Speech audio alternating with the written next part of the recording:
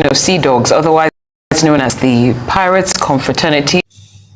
You need to take your time to watch this Pyrates Confraternity so that you can hear so many things that you and I know nothing about Pyrates Confraternity. Because they are going to celebrate their 70th years anniversary. Please, before I open the package for you, I would love you to follow me, subscribe, touch the like button. Share this video so that other people can be able to see and hear and understand what the Pyrates Confraternity is all about and how they started and their impact in the society. Let's go there. Seadogs, otherwise known as the Pyrates Confraternity, was founded by Nobel laureate Professor Wole Soyinka in 1952.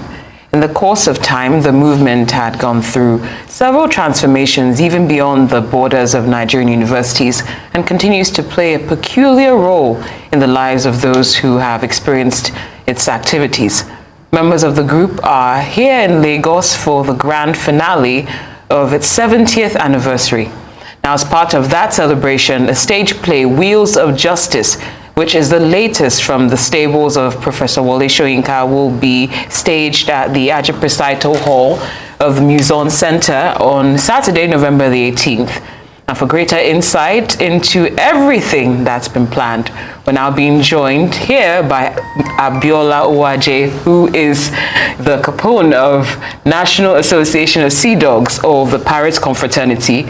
Good afternoon. Good afternoon. Welcome to Newsday. Thank you for having me. So tell us what we're supposed to look forward to on November the 18th based on this. Okay, so the National Association of Seadogs, the Pyrates Confraternity, as you said, was founded 70 years ago. We have been celebrating the 70th anniversary since last year, and we're having the grand finale this Saturday on the 18th, as you said. Over the course of the celebrations, we had different activities which are been designed to give back to the community, as well as also do some advocacy as well. In the course of the activity, we did a launch of an investigative report into our embassies worldwide. This was done in Abuja, and which was where we did that report. We also did so many other different advocacy, but at least we're still keeping with the ethos of the organization. So on Saturday, we'll be having the play which Professor Wole Soyinka wrote, also having an evening where he'll be able to discuss his life, his plays, his advocacy, and various other issues that might come up on Saturday. And of course, one of the highlights of the evening is Wheels of Justice, which is his latest body of work. Can you tell us a little bit about the play and what to expect from it? Well, the play is, again, in the style of the Professor Wole Soyinka, written to give out some a little bit of advocacy in a different way on like a globe on society issues and so on. So this play is there to remind us of our rights as civil members of the society, and also to ensure that even as we see everything that is going on around us, we continue to insist on our rights as a society. So is everybody allowed to come for this? Certainly, it's free for everyone to come in. We're not charging anyone for it. So it's free for people to attend Muson Center, Ajip Hall, which is on at Lagos Island itself. I think as far as we're concerned, basically we are all prepared to welcome everybody. It's free for all members of the public to attend, to have that evening Professor Wole Soyinka, and also to watch the play. Right. Now, let's turn our attention to 70 years of the Pyrates Confraternity, and of course, you know, started as a university-based movement, and we've seen it evolve beyond that. Can you tell us about some of the highlights over the years? Because 70, that's a huge milestone. Yeah. Tell us a little bit about the journey thus far and some of the moments that you feel have been the highlights of 70 years. So we have actually been very much focused on human rights and also advocacy about societal issues. That's the genesis of how the Pyrates Confraternity was founded by Professor Wole Soyinka and 6 others in the College of Ibadan, as it was at the time. But over that period, we've moved out of university space, campus space, and we continued this particular advocacy. Some of the things that we've done over time, for example, when the Lagos-Ibadan Expressway was built, we realized as an organization that there was a lot of corruption at the toll gates at the time. And it was through our research that the government at the time actually stopped the toll gate corruption going on. And we also we played a very huge role in the foundation of the Federal Road Safety Corps. Professor Wole Soyinka was part of those who did the initial things. And when it came to Bakassi Peninsula as well, we did a lot of advocacy on Bakassi. We did for the Darfur situation when it was, we worked with the United Nations at the time. Right now, we're actually accredited as a United Nations observer, as an organization. And we also been, over the course of time, making great impacts in various society where we are.